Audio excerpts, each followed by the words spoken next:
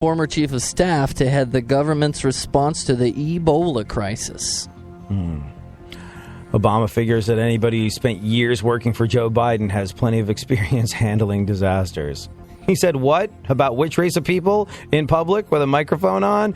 How are we going to spin this one? And that is your news. Thank you so much for joining in the conversation. If you did add ADSXE at Funk FM is where you can get a hold of us. Why are Nazis living high on the hog in America? Why are they living the American dream? Why are they reaping the benefits of the social systems in America? Well, we don't know. We're going to dig into it, though. Right now, though, let's talk about... 9 times out of 10, when you want to know how to go through life successfully in terms of your romantic interludes, I would say Funkhauser is a great barometer to judge situations with. Look at him dutifully waking up at 3 in the morning to take his girlfriend to an airport that's 45 minutes away, waking up before the sun just because he figures that's part of being a boyfriend. And I'm sure she returns the favors in other ways too, right? Right? Oh, yeah. Yeah. Oh, yeah, she sure does. Well, here's the thing. Most people would agree that men and women should be equal in the workplace. Where it gets sticky, where it all sort of falls down for me is that, well, men and women should be equal in the workplace. When it comes to dating, totally different story.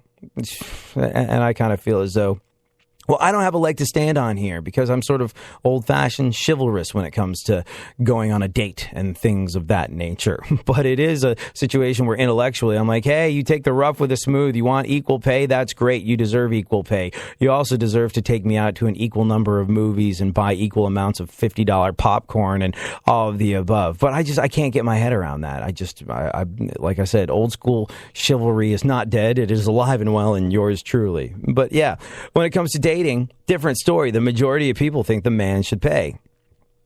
Most men and over half of women report that men are paying for all the dates, all of them, even after the couple's been together for a while. Do you do that, Funkhauser? Do you go Dutch when you're going out, when you're leaving the house? How does the financial breakdown go? We take turns. If it's expensive, I let her pay for it, and if it's not, then no, we just take turns, This week, it's my turn to go to the grocery store and stuff like that, See, I do that with my bros. Like, no, grocery store is one thing. That's just dividing household bills. But when you go out, like, hey, let's go out on a date. Oh, yeah, I turn it into date night and take care of it. And sometimes she takes me on a date, too. Like, she took me out to see Gone Girl. Oh. She read the book, though, so...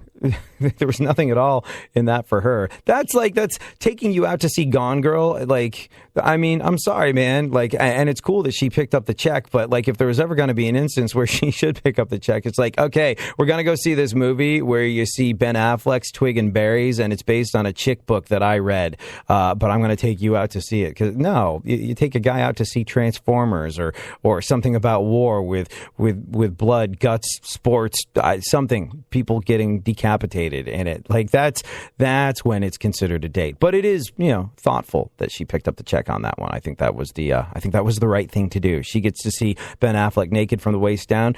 You don't have to pay for it. I think that makes sense, and I think that was the appropriate thing to do in that particular situation. Yeah. 57% of women claim they offer to help pay, but most women secretly hope that men reject those offers. And 44% of the women are annoyed if men act like they expect a contribution. So women are all offering to help pay, but you do not want the guy to be like, yours comes to $13. And they're secretly hoping when they offer up the cash, when they offer up the do-re-mi, they are secretly hoping that the guy's like, yeah, no, we'll have none of that, sweetheart. I'm taking you out for a night on the town. You've hiked up the puppies and you've painted your face, and you deserve this tuna melt sandwich. So let's go for it. Oh my God. That whole trading off thing, I do that with my bros. I do that with my boys when we go out. Like, if I have buddies that I'm hanging out with, it's just like, I don't know. Do you do this with friends that are guys, Funkhauser? Do you do that? I got this. No, I got this. No, F you, I got this.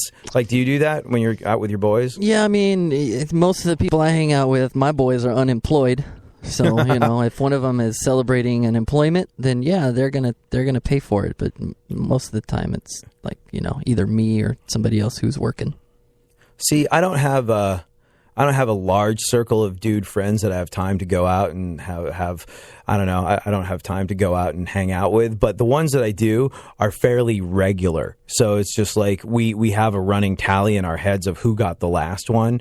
And so it's just like if you got the last one, then the other guy steps up and pays for it 9 times out of 10. That's the ethic that I've established with most of my dude friends, because that can be a whole sort of like emotional landmine filled situation as well. And you got to work out a politic for that too. 2/3 of men believe that women should help pay, and they're frustrated with women that don't offer. Nearly half of men say it's a deal breaker. 76% of men feel guilty when they accept money from women. I don't know why. Maybe it's old school pig-headed chivalry, or maybe it's chauvinism disguised as chivalry, but accepting money from a woman on a date, oh my God, I'd feel infinitesimally small. If it was a date, I mean, if you're cohabiting and you're splitting bills and things like that, totally different situation. But on a date, yeah, I'd feel weird. I think the takeaway for women, always offer. Men will love you for it, but they're going to feel too guilty to accept your money. I don't know. I find that the secret in relationships, whether you're a guy or a girl, and you have to be with someone who's good enough to make this work. But I think the real answer is, man, there's some girls that ask you for nothing, and it makes you want to give them everything. Hey, we have like 30 seconds left in the show to cover Nazis that have been living in America, living the American dream, right? Yep. Yeah, that's not enough time. So we'll just set this up for tomorrow, and we'll definitely talk about it. But there's a former Auschwitz guard. Auschwitz, sort of the pinnacle of Nazi evil. There's a former Auschwitz guard, a guy called Jacob Desinger. He's living the American dream. His plastics company in the Rust Belt town of Akron, Ohio, absolutely thrived. By the late 80s, he had all the trappings of success. Cadillac DeVille, Lincoln Town Car, lakefront home, investments in oil, investments in real estate. And then the Nazi hunters showed up. What do you think happened? I don't think it played out the way you think it should, and we'll get into that tomorrow. Thank you so much for hanging, being part of my radio family. I'm AD. Feel free to tweet us while we're gone at ADSXE at Funk FM. Have an awesome one.